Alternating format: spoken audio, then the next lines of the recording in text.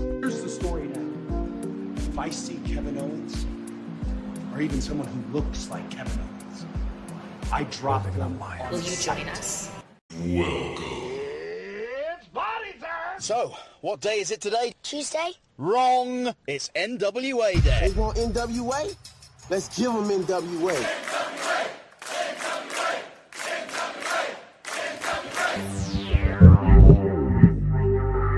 I was thinking that it might be a good idea if you and I formed an alliance.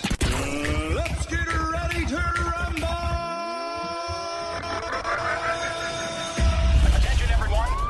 Welcome to the greatest wrestling program in the world. Ladies and gentlemen, can I please have your attention? Stop what you're doing and listen. Okay, let's party. It's the pre-party with Jay. Why are you excited to be here tonight? Because I'm just excited. No other explanation. Now, I do believe, tell me the truth, is it true that your dad has a ringside seat but didn't get you guys ringside seats? That is true, but it's because of his YouTube channel, okay? It's his YouTube, okay? Her dad's an influencer. Let him go, guys.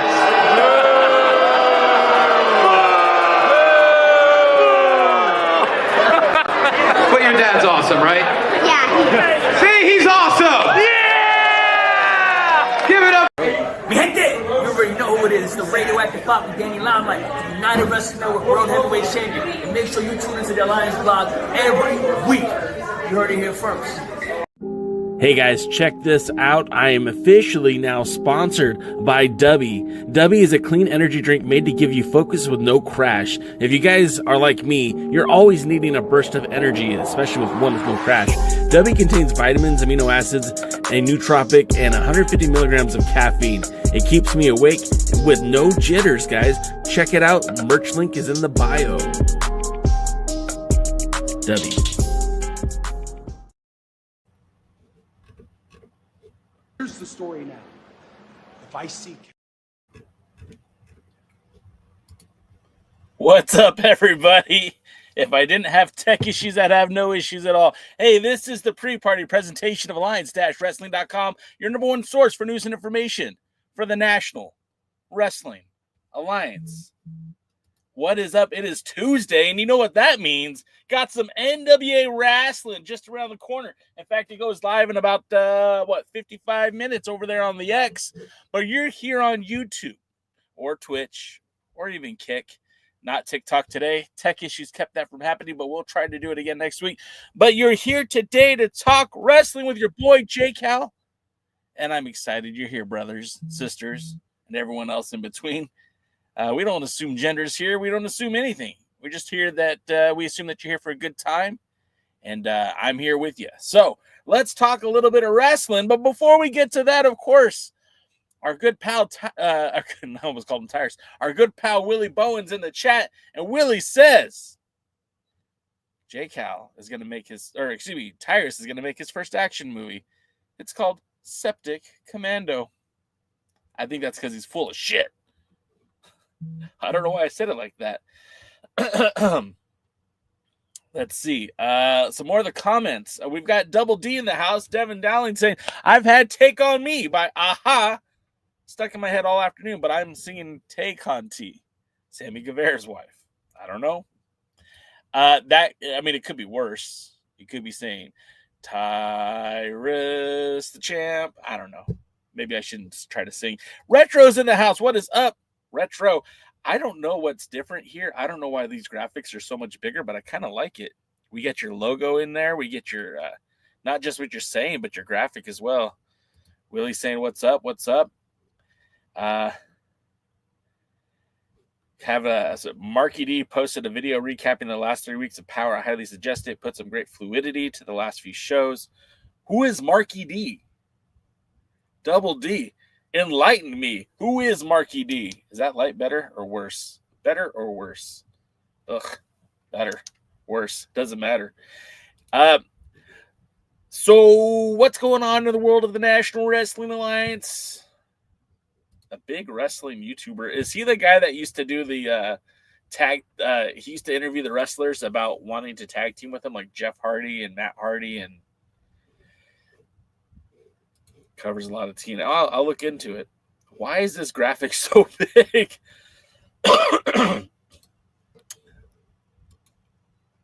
That's classic. Let's see. That's what we normally have here on the show is the minimal. Which one do we like better? I kind of like your guys' logos popping up on the screen. Let's see. I don't think Marky D is very credible. Some of the stuff is accurate, some of it's not. I'll check him out. I don't know who he is, and unless it's the guy I'm thinking of, in which case I didn't know he was doing actual wrestling commentary, just goofs and bits. Like I think he wrestled his wife recently. Is that the same guy? Do I like that graphic? I kind of like it. Anyways, sorry, I'm a little under the weather. And having some, I guess, all across the country, a lot of wild weather. We've been having real crazy winds, followed by now it's getting really cold. And anyways, so of course we are heading into, for WWE fans, it's called WrestleMania season. For us, the NWA True, we're going into that hard time season. Now, it's going to be a while before we see anything from Hard Times because, again, the taping schedule is not exactly conducive to seeing wrestling on a regular basis. The NWA TV taping schedule is usually about 2 months out of what is filmed versus what is shown. We are watching tonight will be the last set of tapings from 2024 at the Tampa studios. They call it the Powerhouse. Or do they call it the Powerhouse, or do I call it the Powerhouse? Of course, that'll be the end. That will be the end of the 2024 tapings. That will leave us to. You know what? Hang on just 1 second. Sorry about that.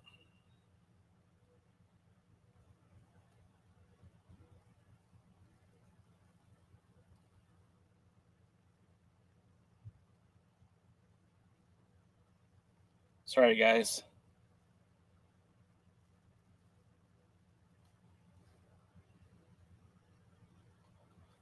Sorry about that, guys. Work calls. Anyways, now I'm all discombobulated. Let's get the Power Station. The Powerhouse is where I go to the gym. Power Station is where they run Power. I'm with you all. Not all this stuff is great, but I like the NWA video. I think Power last week was pretty good too. Ella Envy's a star. Silas is a dog. I don't think Ella Envy's going to be around much longer. Now, what I was talking about is they did finish up this will be the last of 2024's tapings in Tampa. Then it should be moving on. I think we're heading to the Texas signature live event that was titled Shockwave. I think that is taking place. I think that starts airing next week on Power, and of course, it's rough because with the CW deal that the NWA had in place, there were suggestions that they had to have that content in advance to produce for CW, which didn't make sense to me then because, I mean, the WWE right now is producing content for NXT for the CW app live, and it goes straight from the live TV to up on the app within hours. And I know that the NWA isn't the WWE, but that never made sense to me, having to be like a month in a can. But now we're looking at like 2 months in a can. So there is always this weird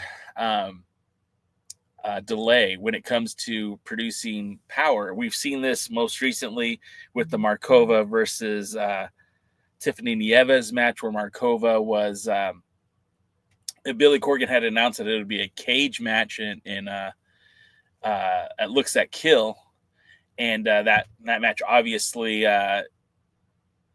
then played out the following week on television, leading up to that cage match. So the storyline didn't flow with what they were announcing on TV. And then, of course, the untimely passing of Jack Stane.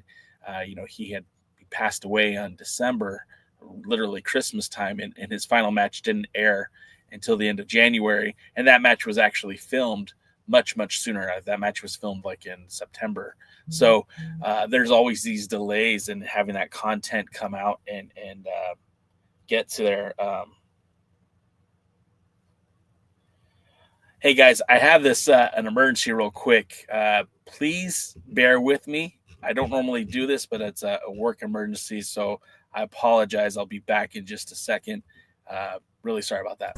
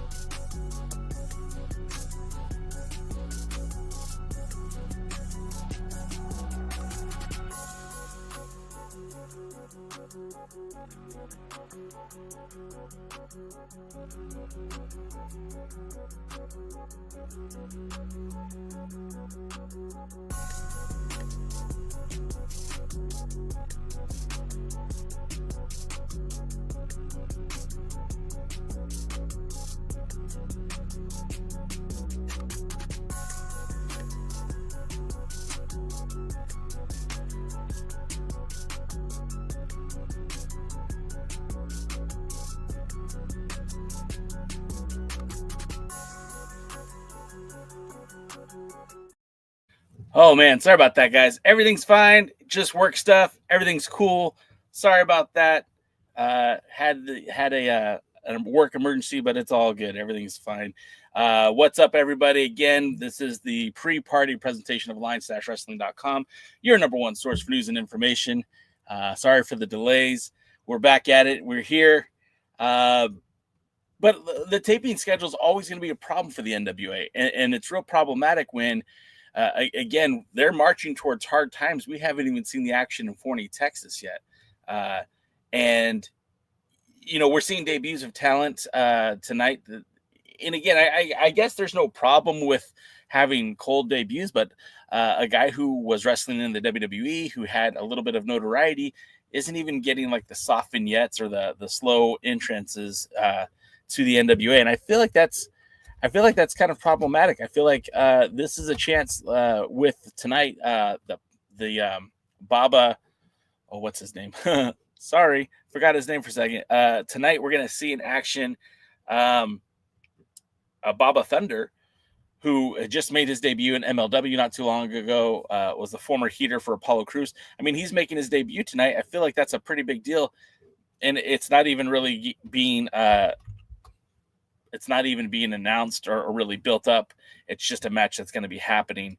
So again, these kind of things I feel like are going to be continuing to be a problem for the NWA. And if they don't address these issues, I feel like people are going to lose interest. It's kind of hard to get excited about a match or matches that were filmed weeks or months ago.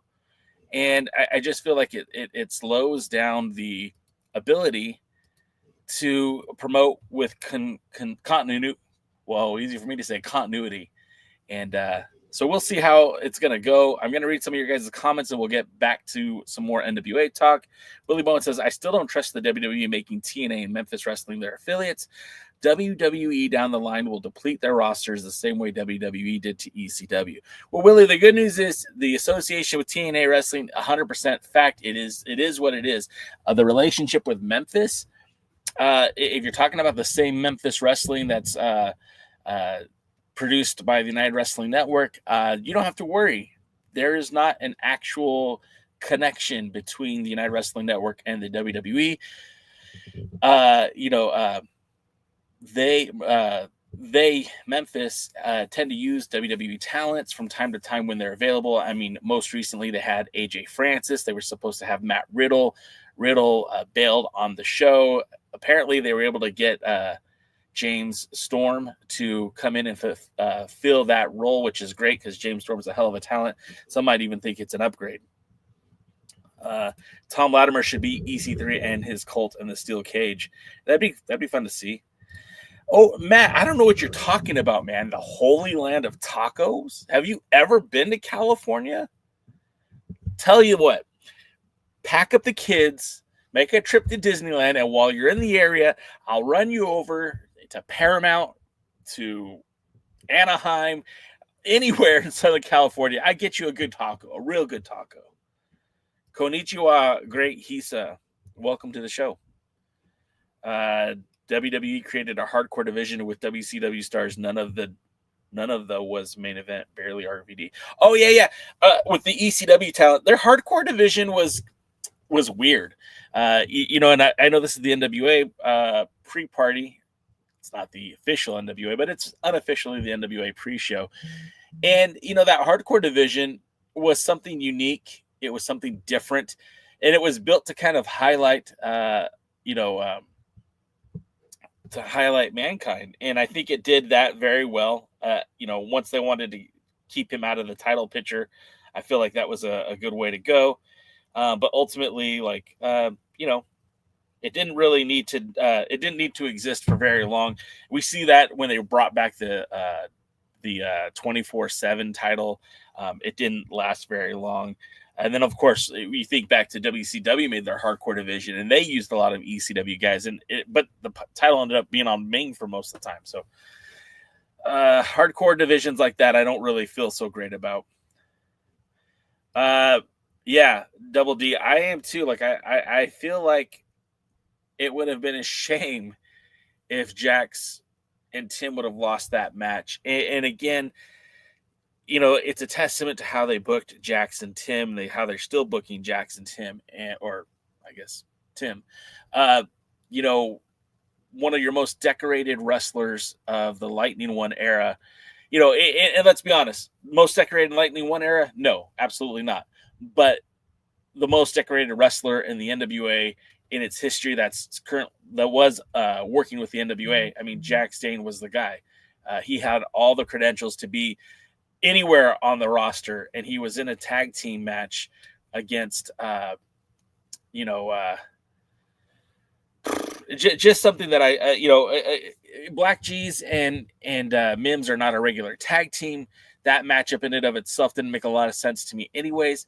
The whole point of wrestling should be the goal of becoming champion. And if you're the biggest guy in the heavyweight division, then you're going for the world title. If you're a smaller guy, you're in the junior heavyweight division, you're going for the junior heavyweight world title. If you are a tag team, you're going for the world tag team titles.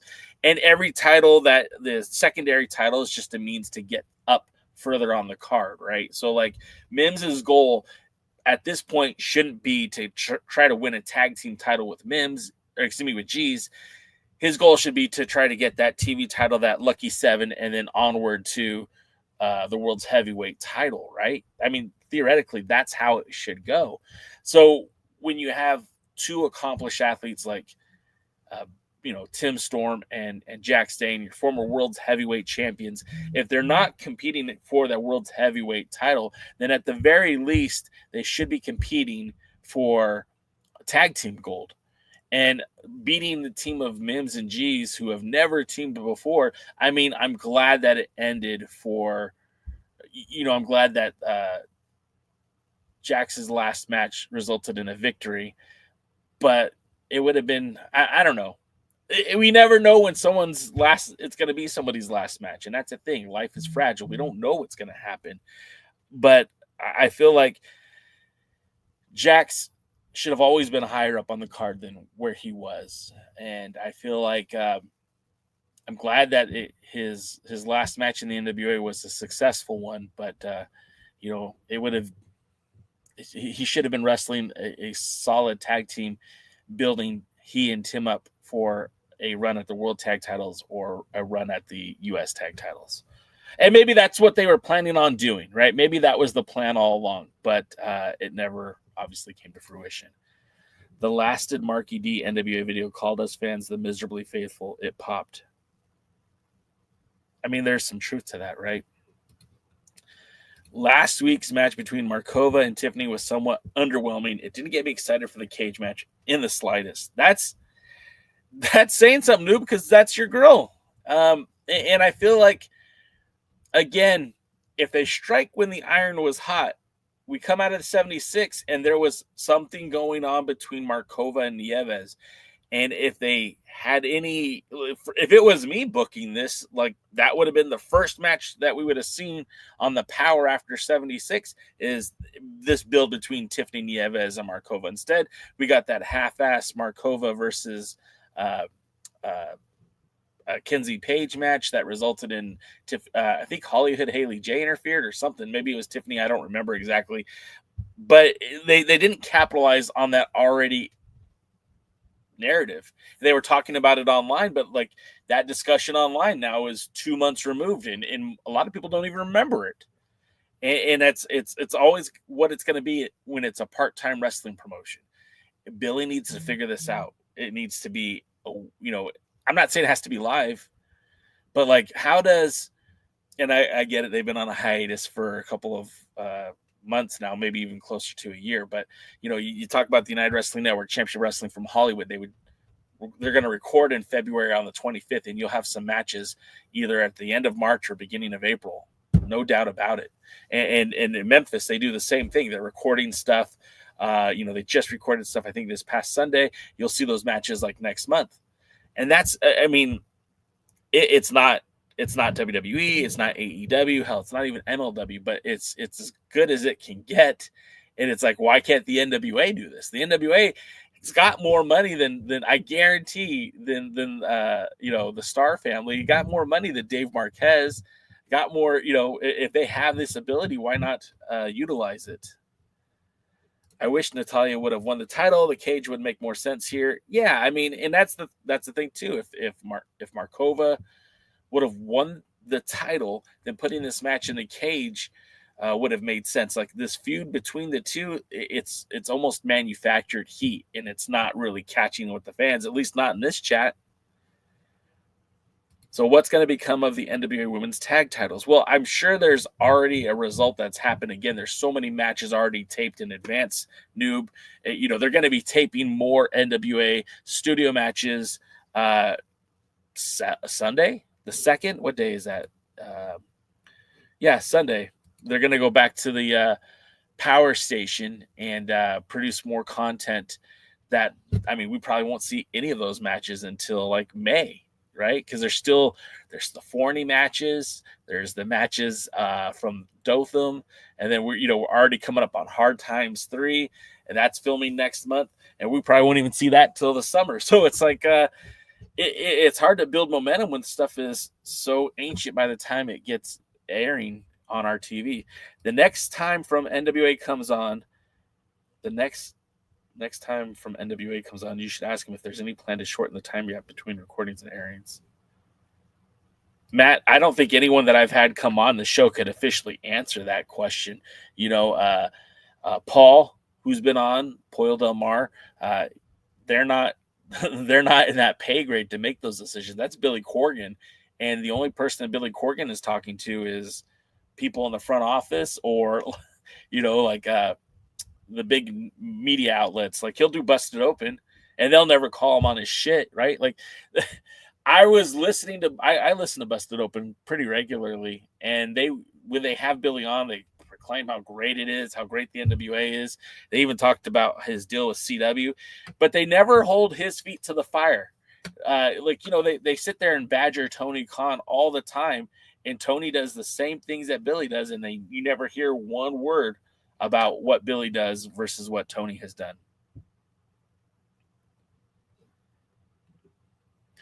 Yeah, meaningless matches. And it feels like they're doing it again because Markova wrestles that intergender match at Looks at Kill, I think. Or was that? I think that was Looks at Kill.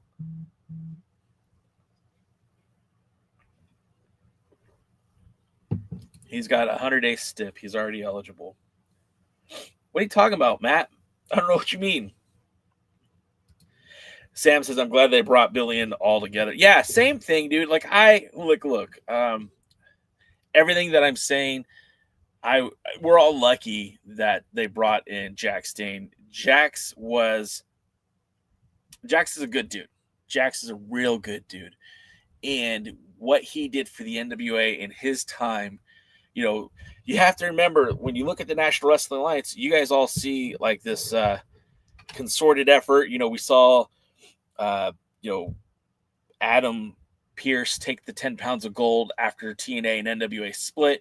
And if you don't know the history, it just seems like Adam Pearce had the title until Rob Conway had the title. And then we went to Japan, and maybe you don't even remember that. Maybe you think it's just Adam Pearce and Nick Aldis. And but that's okay. It doesn't make a lot of the continuity between when Adam Pearce won the title till now. I mean, there's a lot of peaks and valleys, and one of those peaks, as far as I'm concerned, was Jack Stane. He helped bring in more members to the NWA. He was associated with Branded Outlaw Wrestling, and they were out there, I believe, in San Antonio, I think, and they had a lot of the NWA. A lot of Rob Conway's matches were there. Tokyo Monster Kahagas was supposed to defend the 10 pounds of gold against Jack Stane, who was injured. So Rob Conway took that match. And shortly after that, that title went to Japan. Jack Stane was the associate who basically the bodyguard for Conway in Japan. They won the tag titles, took the tag titles to Japan, defended them in Japan, New Japan Pro Wrestling. And so all the stuff that Jack Stane did helped carry the NWA. And when Rob Conway kind of said goodbye to the NWA and walked away from it, and the New Japan deal came to a conclusion, it was Jack Stane who took that 10 pounds of gold and ran with it. He eventually took the title off of Hiroshi Tenzan and had that belt for 400 plus days as world's heavyweight champion. So we are very lucky to see Jax in this modern version of the NWA, because let's be honest, Billy Corgan had done so much to distance himself from the NWA of just a few years ago. Bruce Tharp is a bad word, I think, in front of the NWA offices these days. And you haven't seen guys like Damian Wayne or Chance Prophet or Tokyo Monster Kahagas, or even guys like Barrett Brown, who did a few matches with this modern NWA, was never really recognized as being that former junior heavyweight champion, never got that spotlight to shine. So we're lucky we did get Jack Stane in the NWA in the capacity that we did. It was Shockwave. Okay. We went through an entire cycle without Big Mama appearing defending the women's TV. We went through multiple cycles. You got to remember, Big Mama won that TV title after the 76th anniversary show. So we saw her in the Battle Royal at the 76 for the Burke, right? The Burke Invitational. Then we didn't see Big Mama on the Tampa tapings following that. We didn't see Big Mama at Saw Win, right? We didn't, and Big Mama won the titles, I think, in Chicago. Not Riot Fest, but NWA Chicago. I don't know if she was a part of those Riot Fest matches or not. Then Big Mama, we haven't seen her back to the Tampa TV tapings. And maybe the soonest we'll see her is next week. I mean, geez, Big Mama is slated to be on the United Wrestling Network's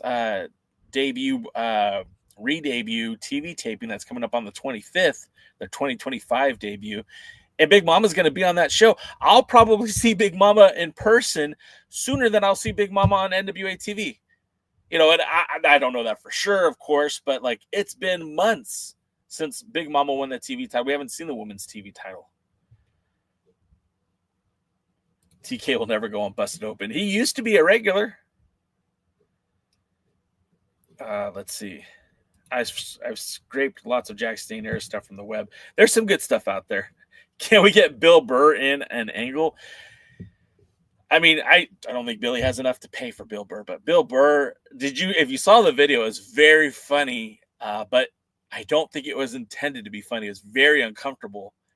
Corgan looked uncomfortable, but he always looks uncomfortable. Bill Burr looked uncomfortable, and Howie Mandel was the only one laughing. Okay, how did Rob Conway become the NWA champion? Such an odd person to select. So how did the NWA choose him, or how did he win the title? Because he defeated Tokyo Monster Kahagas for the 10 pounds of gold. The match was originally billed to be Tokyo Monster Kahagas versus Jack Stane. Now, Tokyo Monster Kahagas won a 8-man single elimination match featuring a lot of talents, including Lance Erickson. Do we call him a talent? Jason Kincaid, Damian Wayne, Chance Prophet. All these guys converged at our friends Dangerous Adrenaline Wrestling Gladiators, an event that they were putting on, and Tokyo Monster Cahagas was the final entrant. He was number 9, unexpected, unannounced, came in through the back door, left through the back door by way of the director of the NWA, Bruce Tharp. A lot of people felt Damian Wayne got screwed at that opportunity. A lot of people at that time were anticipating Damian Wayne, Mr. Mid-Atlantic, the Mid-Atlantic Badass, the Lord of Chaos, expected him to win the 10 pounds of gold, and he got screwed. Pure and simple, he got screwed, and that's because a lot of the front office wanted to create controversy.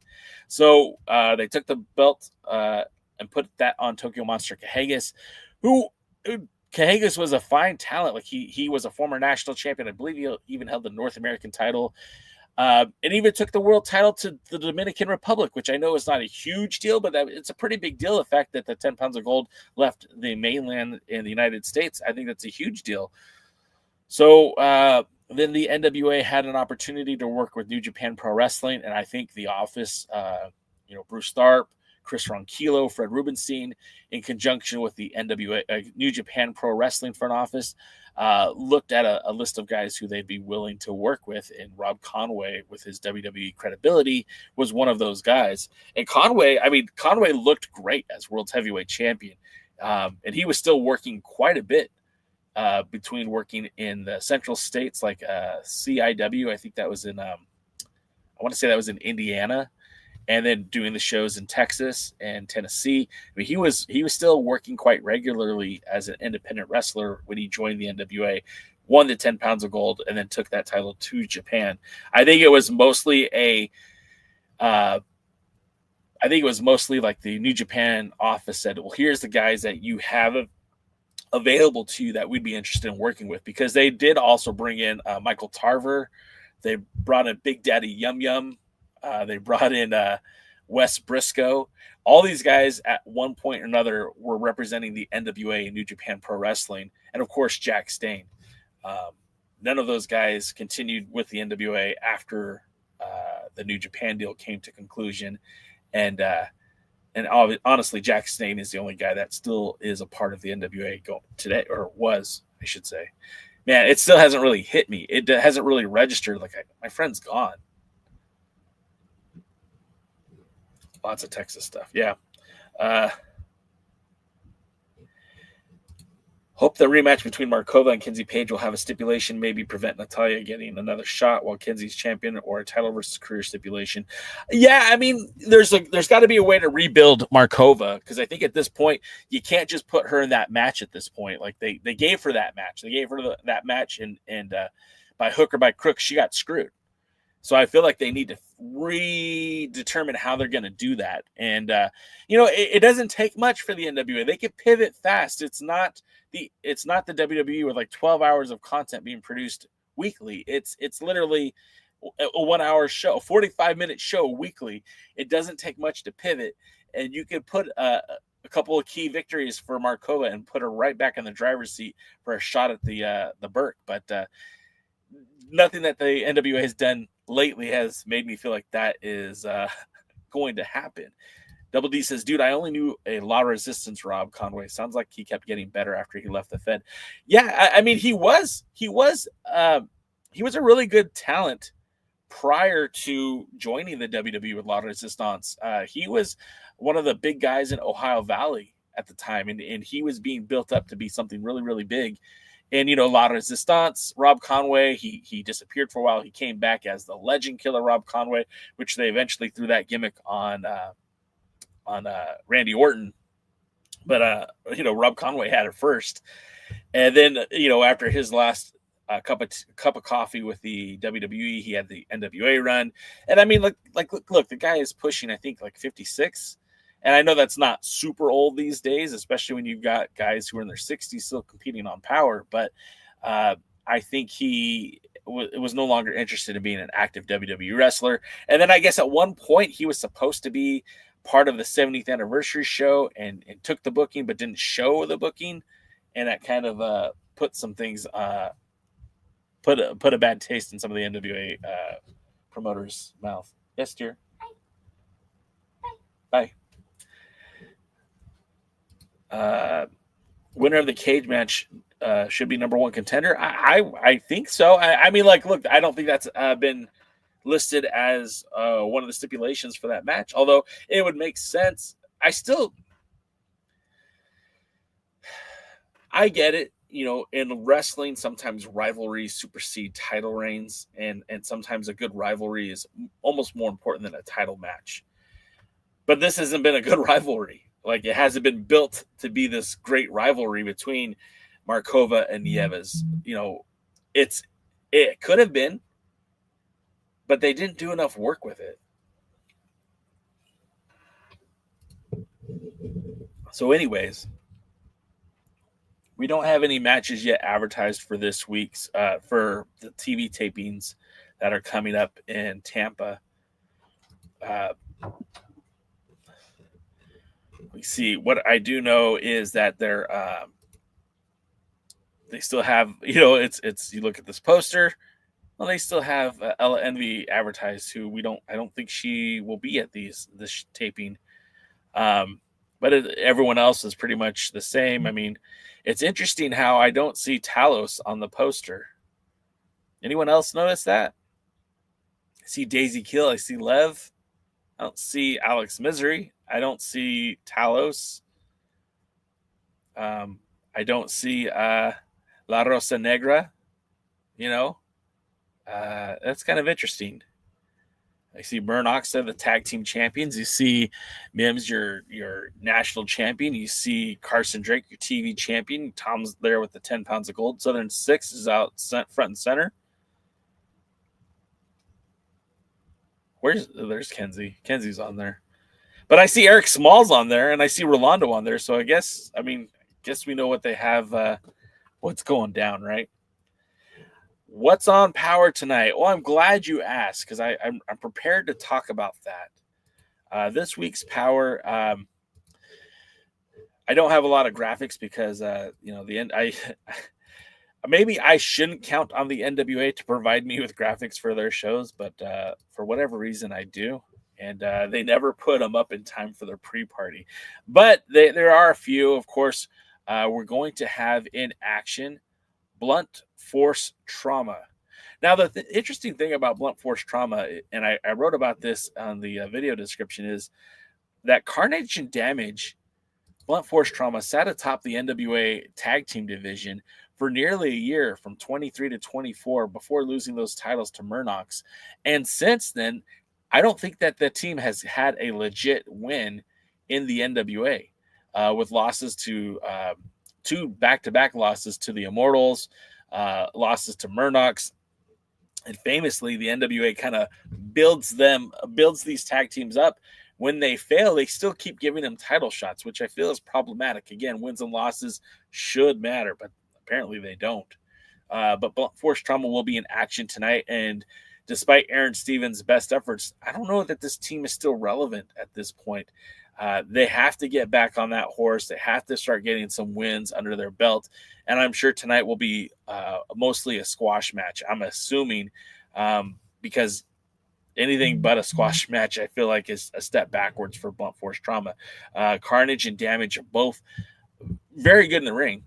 And I don't feel like it's a stale gimmick. I just feel like the NWA, much like, the same criticism we give Tony Khan, I think he just got tired of this toy and he's not playing with it anymore. The other match that's happening tonight, of course, we see a 6-man tag match featuring the United States Tag Team Champions, the Country Gentlemen, teaming with Old Papa Joe. Old Papa Joe. And they're taking on the Rewind. I want to make sure I'm saying it right. The Rewind Society and Christian Anderson. No signs, no tell if he's actually related to Arn in any way, shape, or form. Now, this is another head scratcher, right? Like, we know, if you were paying attention, William Patrick Corgan did say that the U.S. tag team titles would be more of a territory championship going forward, and that the Cazana brothers, KC and AJ, would be taking those belts and defending them in the territories. But only thus far have we seen them defend the titles in their own backyard at the JCP promotions, right? Like, we've only seen Cazana AJ and KC take those belts to Joe Cazana Promotions. We haven't seen them defend the U.S. tag titles and World League Wrestling or down in Texas or even in Chicago. And I feel like that's problematic. They won the titles at the 76th anniversary show. We haven't seen but one title defense since capturing those titles. And again, that was in Joe Cazana Promotions. Also, with that being said, AJ, I'd love to have AJ on the show at some point. KC, fine tag team. And Joe Cazana has been an absolute gem when he's come on the show. He's charming, he's sweet, he's a nice guy. I don't know that I ever need to see Joe Cazana in the ring again. He's a great dude. He's got a great mind for the business. I don't think I need to see him wrestling in matches anymore, and especially in a throwaway match against, honestly, the Rewind Society. We haven't seen much of them in the NWA either. They're more of a local Florida-based tag team. What's this connection with Christian Anderson? Like, again, none of this has been discovered on TV before. None of this has been discussed. None of this has been presented as an interesting storyline. You're bringing Joe Cazana out of, he's had one match in the NWA back last year as part of a 6-man tag as well. I don't get the point of this. It doesn't make sense. Like, if Joe Cazana is going to have a one more match, they should make it a good match, make it a proficient match. I don't know, maybe against Kerry Morton. Excuse me, not Kerry Morton, his father, Ricky Morton. And they could settle their score once and for all. But if you're going to put him in the ring with younger guys, it should still be meaningful, and it should still be building something, building to something. So if the Rewind Society and Country Gentlemen are going to feud for the tag titles after this, then it makes a little bit more sense, but maybe they should have been feuding over the tag titles prior to this. It just, again, this is one of those matches where it's a head scratcher. The gents have a few defenses outside the NWA. Retro, I'm not saying you're wrong. I looked up on Cage Match and didn't see any.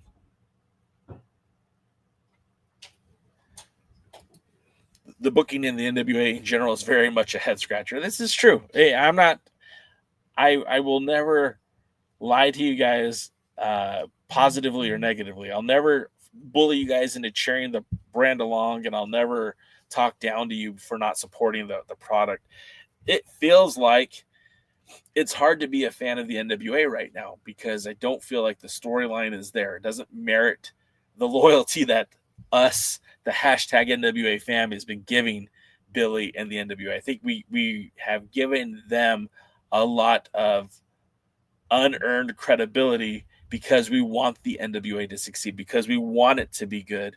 And I feel like at this point in time, the talent is there in the ring. The talent is there. The production is there. They just need better storylines. It needs to be connected in a much better way.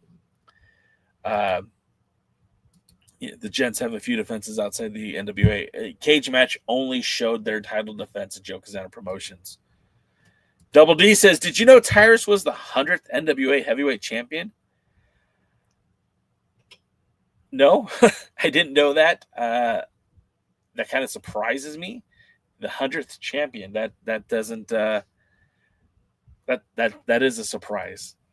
Ricky and Kerry do wrestle each other at GCW show. Yeah, Kerry is very active on the indies outside of the NWA. He still works a lot of shows with Game Changer Wrestling. He also works for Juggalo Championship Wrestling, and I'm great with both of those. I'm happy to see Kerry working and helping to establish himself. The NWA needs another booker to help Billy Corgan. You ain't kidding, David. You ain't kidding. Double D also points out that Shane Douglas was the 47th world champion. It's kind of crazy to think that was the midway point for the National Wrestling Alliance, that Shane Douglas, I guess after he lost the title, the next champion was Chris Candido, then Dan the Beast Severn. So would Dan Severn be your 50th NWA world champion? That's an interesting fact as well. Then we also have on tonight's show, we have, again, why didn't they build this up a little bit different, a little bit better? Alex Misery versus Lev. One must serve the other. Well, what does that mean? Is this a loser becomes a slave match? I mean, what's going on here? Lev and Misery have only had one match on Power, and it ended in a no contest when I believe Joe Cazana came out and interfered. And it's kind of telling that Alex Misery, the son of El Leon Apollo, the former NWA North American champion who held that belt for quite some time, working with NWA on Fire in New Jersey, not New Jersey, but Massachusetts, mostly the northeastern states of the United States. Misery at one point was supposed to be working with Vampiro and Mecha Wolf, and it almost looked like they were creating a new La Rebellion or something along that. Misery, obviously Puerto Rican American. I guess all Puerto Ricans are American. He's Puerto Rican. Mecha Wolf is Puerto Rican. They had that, Puerto Rican established relationship. Plus, the working with Vampiro, the dark arts, all that stuff, kind of building it together. It could have worked. But now he's working with Lev. And a match that doesn't make a whole lot of sense. Like, the animosity is so strong between these two. They've only had one match. One. So I don't, again, this doesn't make any sense to me. If you're going to book something, like, build it up. Why not have these guys wrestle multiple times? Why not have, these guys cost each other matches? In the meantime, it feels like this is Miserably Faithful 2.0. I don't get it. Gags the Gimp and Sal the Pal, if they lose, they have to work for Sinister Minister. Like, okay, we saw this before. And it doesn't end well for the fans. It just doesn't. Sam Retro says, yeah, you're right, Jay. That needs to be updated. The Country Gentleman defended at the School of Morton and Innovative Wrestling a few weeks back. That's dope. I didn't know that. That's great. Again, cage match isn't 100% reliable. Sorry, my wife just surprised me with a new dress. Yeah, it looks great, honey.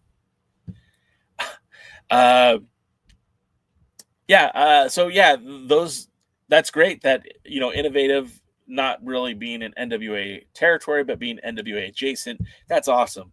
I'd like to see more of that, actually.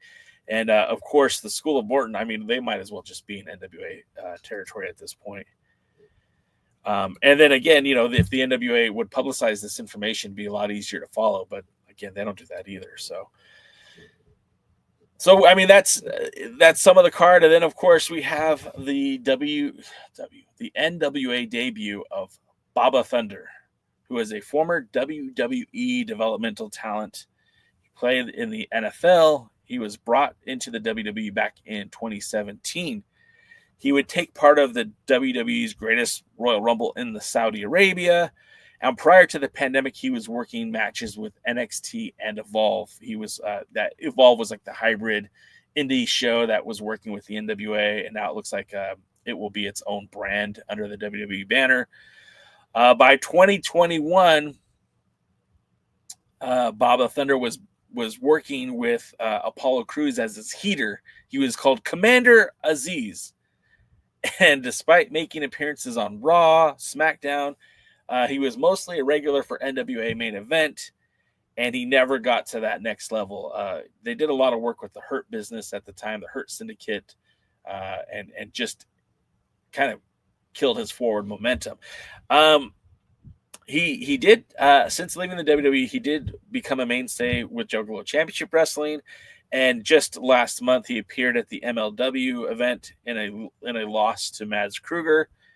But the guy stands at 6'9", which would make him the second biggest guy on the roster.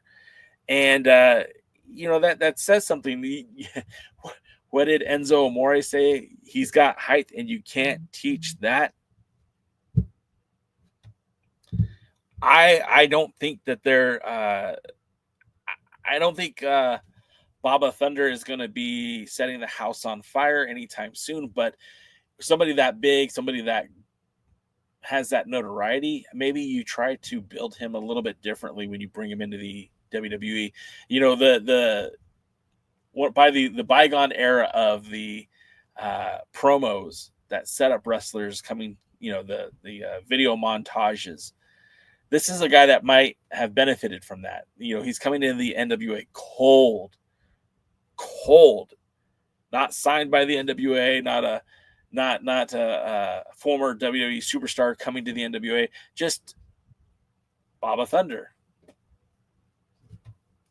I mean, I'd have brought this guy in and had him squash a couple of junior heavyweights. I'd have brought this guy in and have him get a couple of big victories. They're feeding him to Burchill. Burchill's a guy who, again, has been somewhat pushed, somewhat not pushed. They use him to put people over. So maybe Burchill will be his first victim. I don't know. Or maybe Burchill will end up getting the victory. It really could go either way. It just doesn't make a lot of sense to me why you would use a guy like this in that way.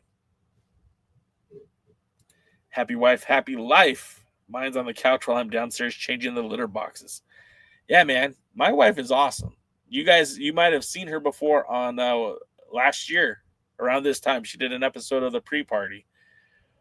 But yeah, my wife is super supportive. We're going to be going to Europe in April, and not only did she find a wrestling show for me to go to, but she actually reached out to promoters and said, hey, you got Americans coming to your country. You're welcome. Put on a wrestling show. Except for less arrogant and more just, hey, is there any wrestling going on? Mondo did debut. David Mondo already debuted, and he had a good match against Boz. And yeah, Mondo's a guy, again, like to see what they're going to do with him. The problem with it, the problem again with the end, almost the WWE. The problem again with the NWA is they have this opportunity to start building these guys up, but as of right now, they're not doing that. And you know, there are some guys on the roster who need to lose, and there are guys on the roster who need to win, and you need to develop your talent that way. And guys like, you know, I don't ever expect Trevor Murdoch to lose when he wrestles a match. Singles tag, I never expect Murdoch to lose. So when he does eventually lose to somebody, it means something.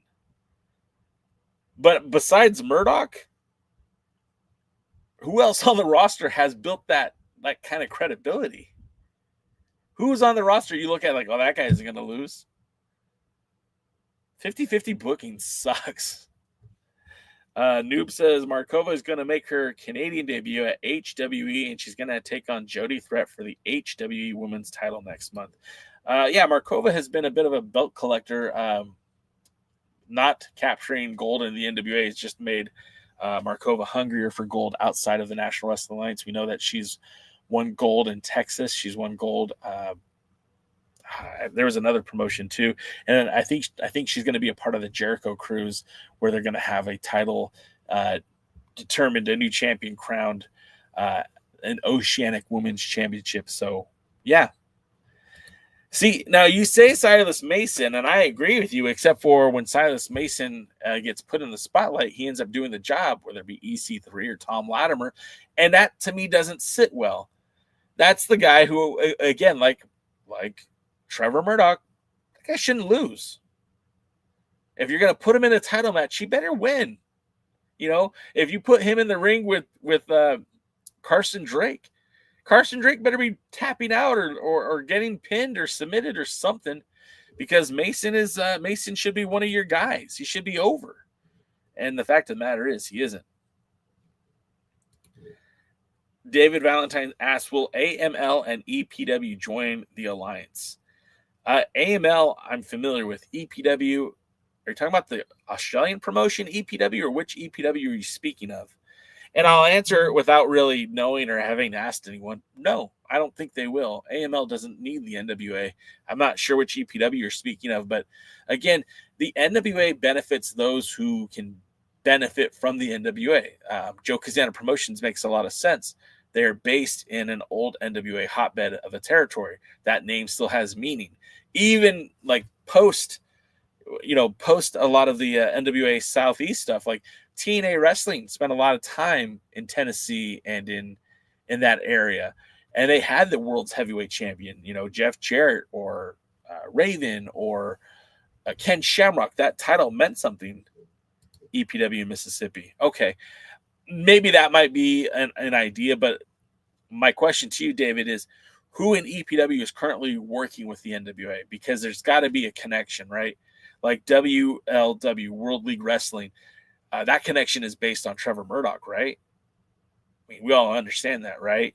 And the connection to Texas, Dog Pound Pro Wrestling is an offshoot of Jazz and Rodney Mack. That's their school. And, Jazz, former women's champion, and Jazz is currently helping coach and produce for the NWA. The Texas style wrestling had connections with Jax and had connections with Baron von Storm. So there was a unilateral decision there.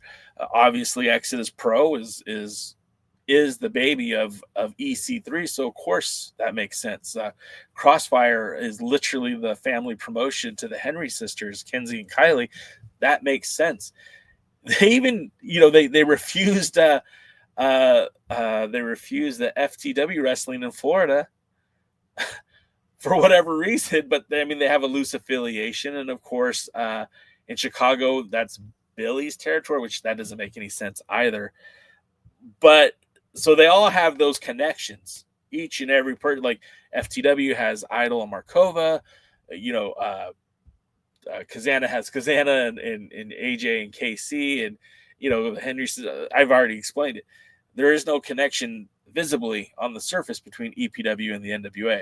Now, if you're telling me, oh yeah, EPW is using Carson Drake as a regular for EPW, then you might be onto something.